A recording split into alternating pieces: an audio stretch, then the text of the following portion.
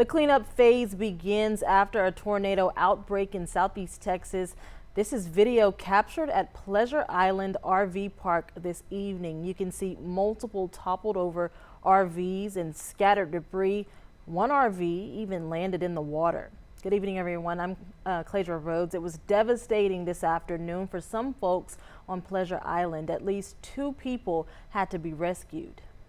We left and went over there and helped this older gentleman out of his camper that was upside down.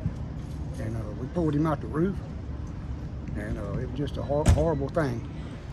According to the Port Arthur Fire Department Battalion Chief Jay Fountain, at least 2 people suffered minor injuries.